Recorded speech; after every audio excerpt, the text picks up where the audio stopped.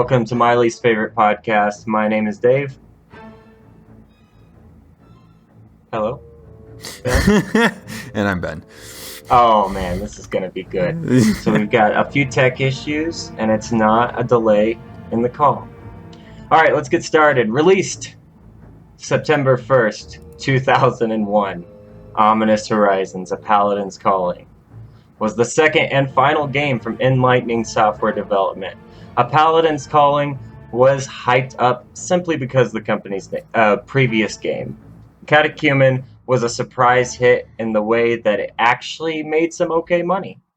Ominous Horizons would sink Enlightening with incredibly poor sales and a much larger budget than Catechumen, costing $1.6 million and selling only about 50,000 copies.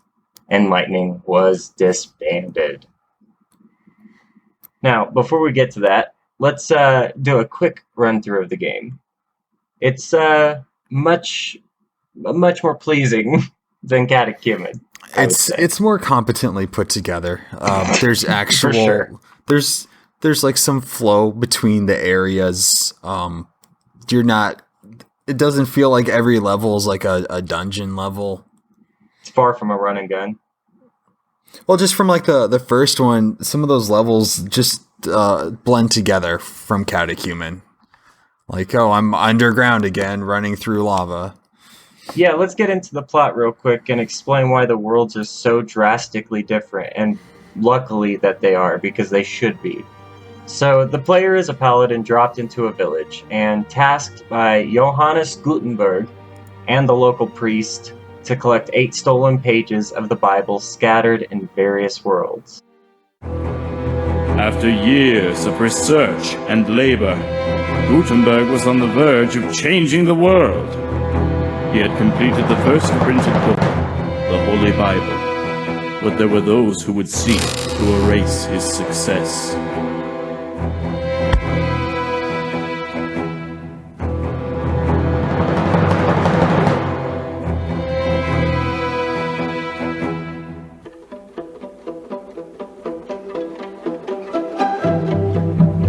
All this effort for one book.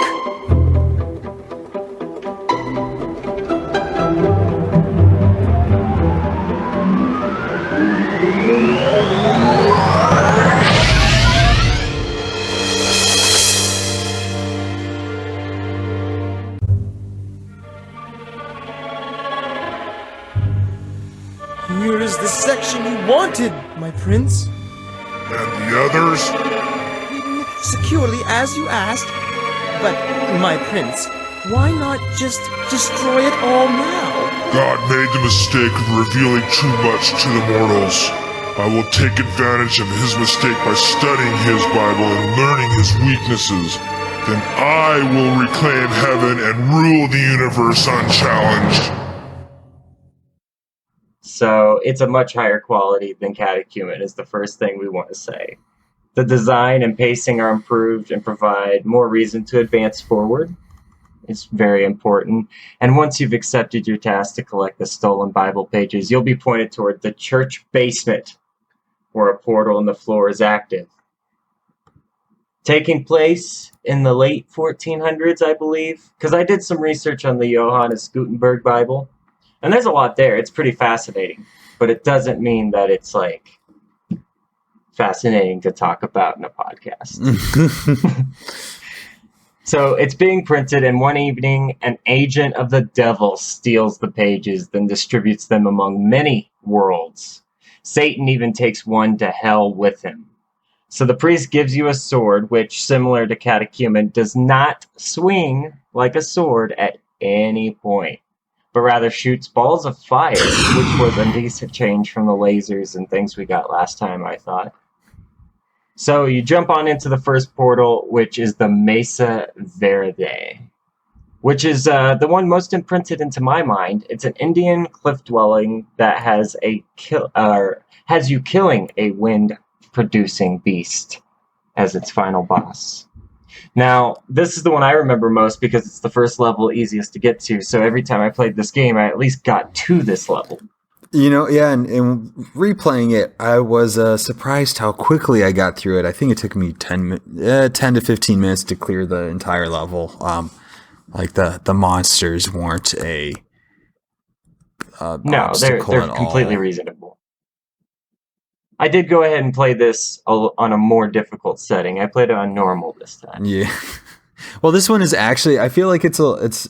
There's another way in that it's better than Catechumen, in that like it's actually playable on a higher difficulty because Right, it's balanced. you're not getting bull rushed by some dude every time you come around a corner.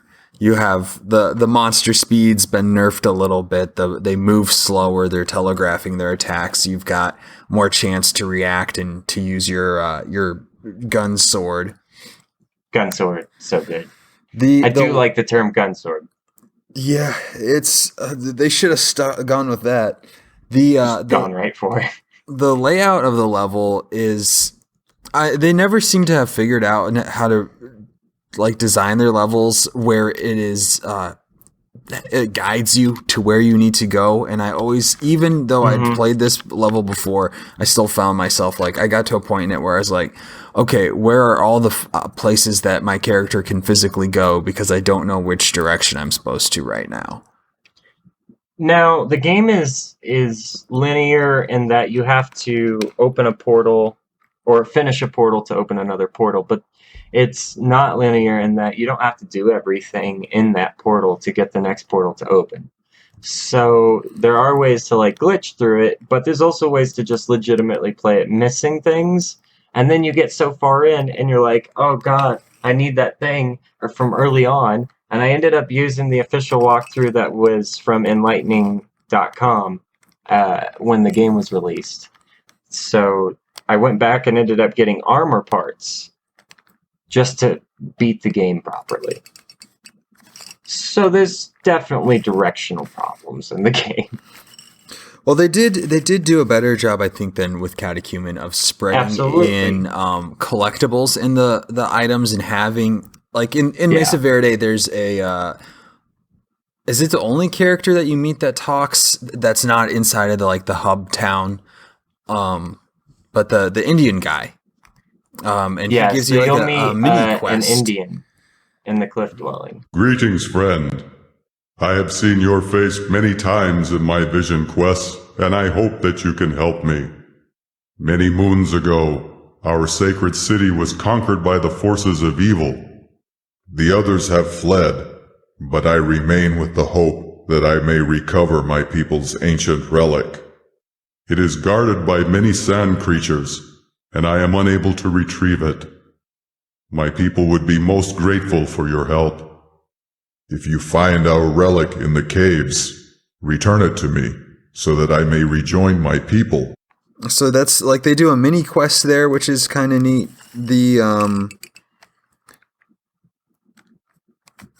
I think it is actually the only NPC that talks to you. There is another one coming up, and we'll get to him as we move along. But let's move on. Let's move on here. So the Mesa Verde ends with the final boss, which ended up glitching for both of us.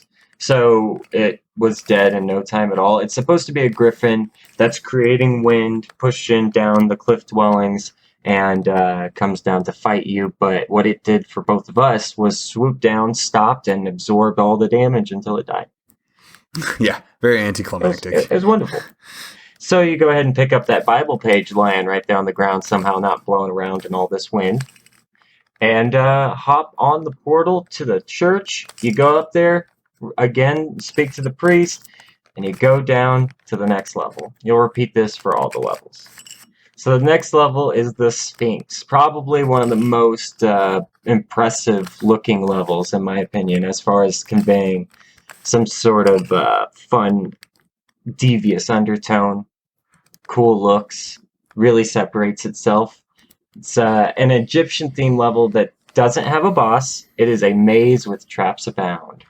And that's it.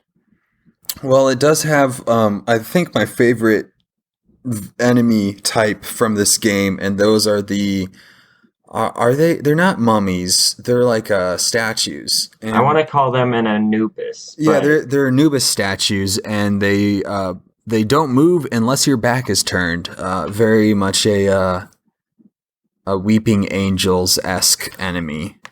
absolutely, and they'll attack you when not being seen. However, what is interesting is if you look at the right moment, you can see them moving if they're attacking you, like returning to their pose. It's pretty neat. I like that. It's creepy. Yeah, it actually does manage to be to actually be a little unsettling. And this is a good time to bring up. So another aspect of what made this game just kind of look better and feel better in the asset extraction of the game asset folder. It was very difficult this time, and it took me a long while. But the skyboxes, and in particular the Sphinx level, is while rudimentary and simple, very cool and works really well. It looks like nighttime. Looks like there's pyramids out there, and it looks like something's going to kill you. There's scorpions, too, and honestly, they freaked me out a bit. Didn't like them. Sounded creepy, then they got bigger. It was not the best. All right, let's see here. So, the next level is the Scottish Castle, which is a pretty big leap, in my opinion, from the Sphinx. It is hands down my favorite level in this game. So here you can save a king who has been turned into a troll. Wait, no! Don't hurt me! Well, my faith is strong. My strength is leaving me. I pray to God for aid. The castle door has been sealed, and I cannot defeat the archers to gain entrance. An evil creature has stolen the castle that was once mine and imprisoned me in this hideous form. I beg you to restore my rightful throne. Destroying the Black Knight will break this curse upon me, and I will be forever in your debt. Which is our second NPC. And I think you're right. It's probably our only other NPC. Other than what you said, right? That guy that just like keeps appearing and causing mayhem. Come get me, if your god will allow it. Oh yeah, he's a villain, but he's more of an annoyance in the levels than anything else. Leave me be. And he'll just at times randomly show up and just Block your path do shit. something to inconvenience you as the player. There's the holy worm. Fetch him. Well, here in the Scottish Castle, we'll show a huge leap from Catechumen in particular, as its design can be similar to the castles in a lot of the areas, but it's so much larger with more detail to explore. And the exploration can get a little monotonous just due to the fact there's a lot of empty rooms, but you do feel like there was a lot more love put into even the empty rooms. And I also like that you get to shoot down demons from atop castle tops. Now, if I remember right, this is the level where you get the crossbow, right? Yes. And so the crossbow, you've been stuck with the sword, and unlike Catechumen, you're not upgrading the sword every level. But strangely enough, one of the things you can accidentally skip super easily and don't need to get, but it helps you immensely. There are angels in this game. None of them are the same angel. Well, we'll get there. But the point being that, like, you can find angels hidden, like, especially in caverns and tucked away places that will upgrade the sword you have, not give you another one or anything. You are not alone in your quest, for the Lord has sent his angels to aid you. I shall increase the speed of your weapon to aid your journey. Be alert for aid from the Lord. And that's part of the non-linear stuff that definitely after reading through the walkthrough, was like, God damn it, this is harder to find than it fucking should be. I should have had a healthier sword right now. Yeah, all of the upgrades are location locked, basically, because Right. you don't get it if you don't go there to it. And if you Exactly. miss it, you can't. Well, can you? You can go back by just can go going back. back to the levels. That's part of what's nice. And if you kill everything, they stay dead. All right. You ready? Yes. All right, next up is the Japanese fortress. Now, this takes a big leap from the castle setting, and we're now fighting ninja demons and floating dragon heads. And the ninja demons are amazing. This level has one of the most obnoxious mazes in it. Working through walls, yes, through walls like those sliding Japanese doors that all look the same, and some are doors. You have to find one of two exits from the maze to advance. And it drove me fucking bonkers. It is the one part in this level that I fucking despised. It just... The only reason I knew that I was going the right way was because of that walkthrough. It was the one place where I was like, no, I'm actually stumped. I've been trying so many directions, and I keep hitting nothing but dead ends. And I made it out eventually. Hated it. Alright, so the Mayan temple is next. This is one of my favorites for its scope of scenery. So when you ascend the temple from the outside, you can view a lot of territory, especially for this game. And I like that. It's another trap-filled pyramid through a lot. Though a lot like the Sphinx. However, the monsters here are small and large spiders, along with some small and large scorpions. So the scorpions come back, but now they have spider friends. That the sounds, along with the overall look of the spiders, I really do find to be, to this day, terrifying. Even when I played it, like, not that long ago now. Just a week or two, I was playing the spiders again. And I do not like them. Did they stick with you, Ben? Not really. Oh, great. Thanks for that. It's just you. Next level, a haunted house. Get out. Go away.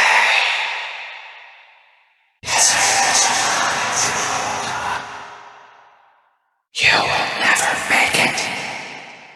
So, yes, a haunted house with, like, skeleton ghosts and witches casting spells on you. It's pretty great. You'll find most everything here is a crazy bullet sponge, though.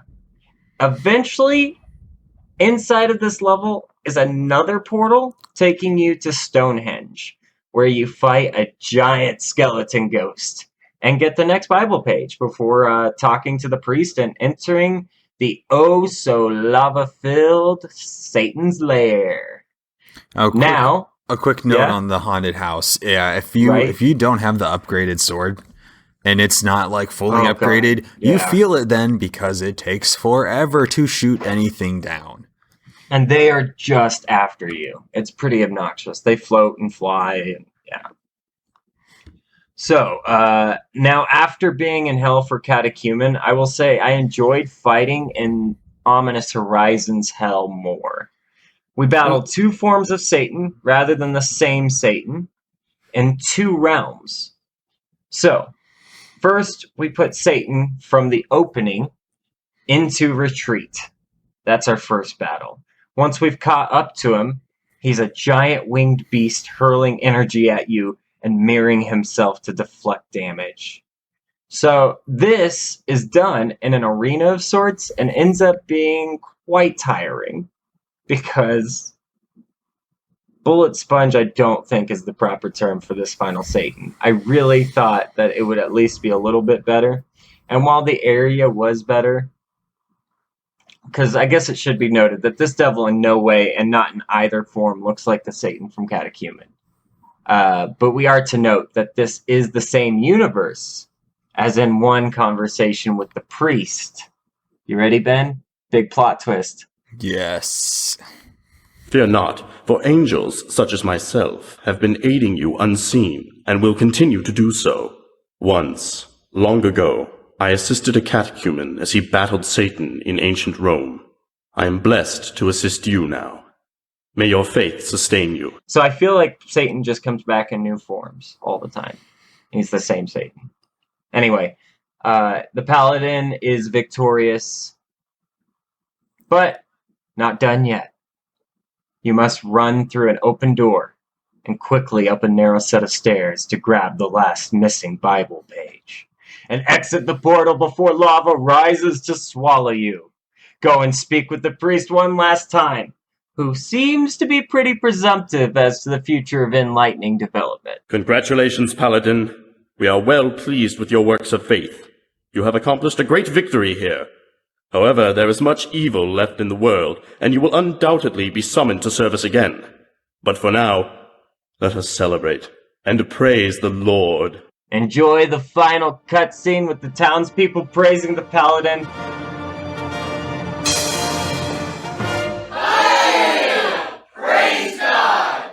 Someday I will find your weakness, God, and then I will rule the universe. That I promise you.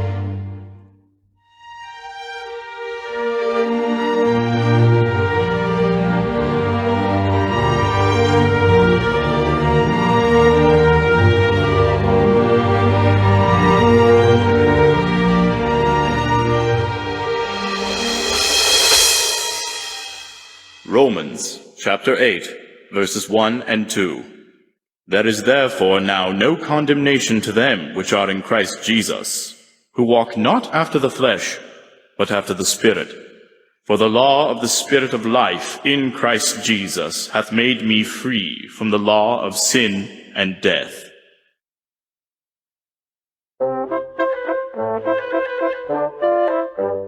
That's it. Credits. So something that you didn't mention as a level, which we could have also listed as a level, is the town that you start in originally. That's fair. Because it's definitely an opening hub world. Yeah, there's a couple different buildings that you can go into. There is some like a little obstacle course that you can run through to get I want to say it's a health boost or something like that. Yeah, it's your first cross. You have to do the obstacle course. Well, you have to like somewhat make it through the obstacle course, and then you get your health bar. Yeah. But there's some very optional stuff in that village. And the entire thing with the village is that there's no game direction to guide you towards doing those activities. Other than walking up to the numerous NPCs and just listening to them go. Oh, it's you. The priest is waiting at the church. That, which, as you stated, that's pretty much where they are, but they did put quite a few there for what they were doing. I mean, it's not like an overrun city. It's a small village with a few people, but it's decent. Can you spare some change? Oh, it definitely I think the most direction you get from an NPC in that game is if you go into Gutenberg's shop in the town, he tells you that you need to go to the church, and that's it. And everything else, if you know, the only reason when I replayed that I remembered or I knew to go do the obstacle course stuff and get my health bar and all that is because I remember doing it before. And I'm pretty sure the way we found it doing before was just running around in the game, bumping into walls until we found the places that we could go. What I remember doing this time around was, since I was trying to figure out a little more about the game, is I would just like walking up to every NPC, and eventually heard Gutenberg, and he asked me to go talk to the priest. Hail, friend. If you come to see the printing of the Bible, I'm sorry, but I cannot help you. Yeah, I am Gutenberg, and this is my workshop. But alas, thieves have broken in last night, and all is in disarray. And so I went and did that, and then the priest is like, all right, good job, you need to go see Gutenberg. Greetings, my son. Thank you for coming to our aid. Time is short, and the peril is great. Evil has plagued our village. I prayed to the Lord for help, and he told me to ask you for your aid. By taking this sword of the Spirit, you join God's holy service. Gutenberg can tell you more. Go now, my son. Your journey awaits. And then I went and saw Gutenberg, and he's like, oh, amazing. You're that guy? Run my course. What's that? The priestess sent you? I did print the Bible, but it was stolen, and my printing press destroyed. My life's work, but now all is lost, and the world will march on. Perhaps you will have the faith to recover the stolen Bible and renew my faith, so that I may repair the printing press. If we cannot defeat evil now, my dream of a printed Bible will never come true. Beyond this door is a training area. Use it to hone your skills. And then I did that, and then I got back to Gutenberg, and then Gutenberg was like, "You did amazing, and here's another thing. Now go see the priest." And I was like, "You sons of bitches need to meet up because you are so close, but you're making me do the fucking walking." Well, yeah, in that case, yeah, it's all optional, and if you just go through Yeah, and it do is. it, you can still get the reward, and you don't have to do any of that back and forth. Right, exactly. All right, It's so good that it's not like sequence tied or anything, because any type Yeah. of triggering, I think, in this game would probably break. I agree with that. Yeah, I mean the game it has its problems, but it's easier to run than Catechumen was to get to run. So we've even got those files. Well, that's pretty much the game, but that's not the end of Enlightening yet. So let's talk about what happened there. So the trail for Enlightening software development goes cold after the release of Ominous Horizons. I believe this is due to a few things. I couldn't find any advertising for Ominous Horizons. Catechumen benefited greatly from the ads released a few months after that game was initially dropped. But what may have held back the company from even getting there was an unfortunate release date of September 2001, 10 days before the Twin Towers were struck by terrorists. Enlightening wasn't exactly sitting on a nest egg that would float them. Another thing working strongly against them in this time frame was the upcoming November 2001 launch of Microsoft's original Xbox, and with that, Halo. When it came to first-person shooters, everything was about to be compared to Halo. We can assume the development time for Ominous Horizons was less than a year from the fact nothing was secured until Catechumen was enough of a success, and that Catechumen was released September 2000, yet not selling well until after December 2000. Anyway, in that time, it's clear that they lost some people and retained most, but also hired more than a few people. The hard work paid off in the end product. While the game isn't to a fine polish, its diversity in environments makes it up for a lot. The weapons in this game are fun to use in general and also quite varied.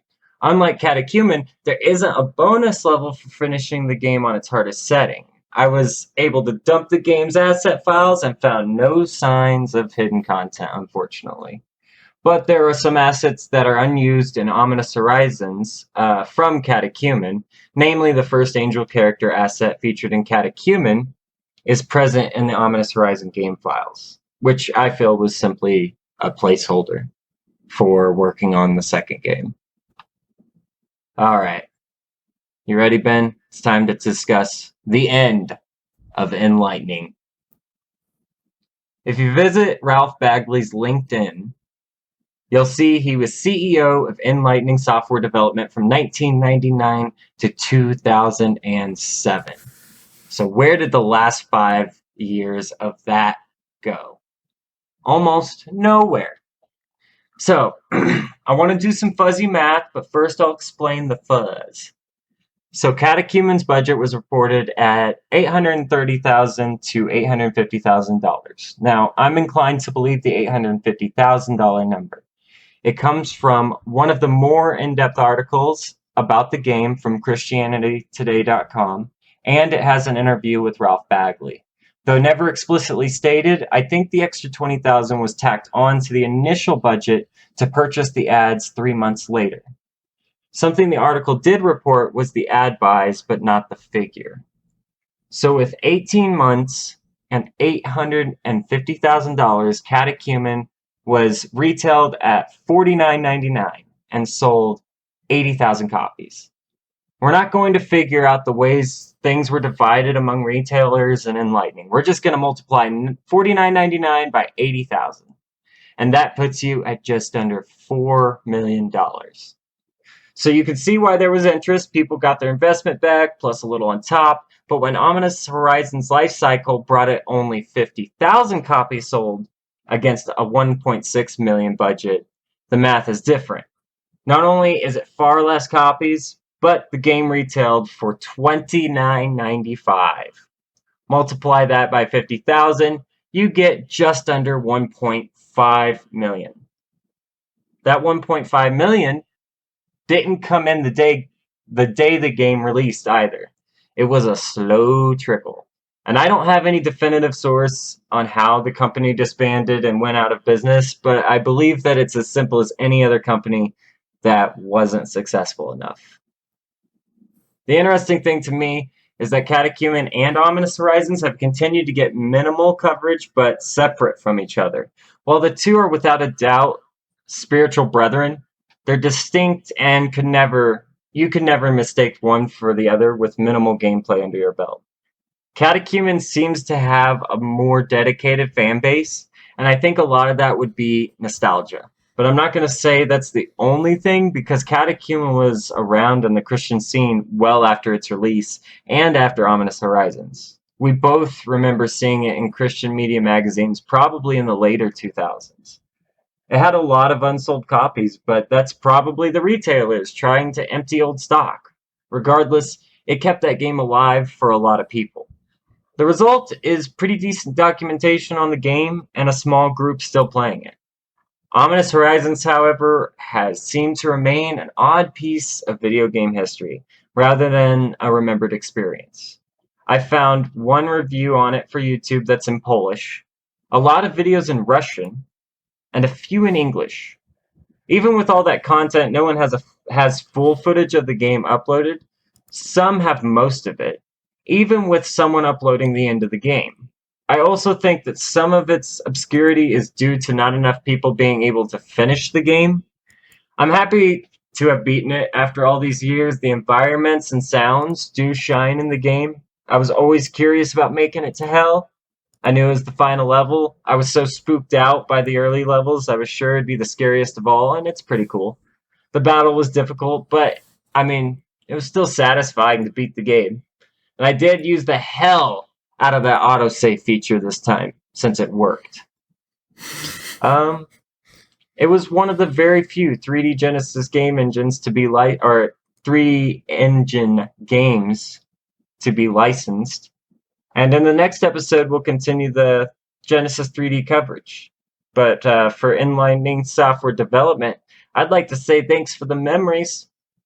And we also have the no CD cracked game files with the latest patch applied, all wrapped up in one handy download on our site with sources, images, videos, all kinds of stuff there, Ben. Is there much more you want to add to this?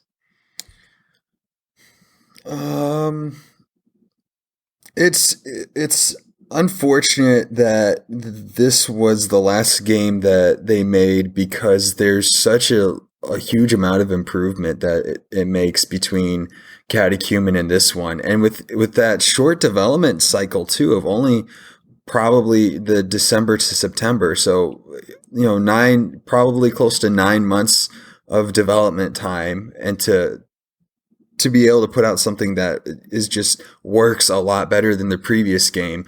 It's a shame that it didn't make enough money for them to do another game. And it's a shame that it wasn't that it didn't sell as well, because it is the better game between the two of them.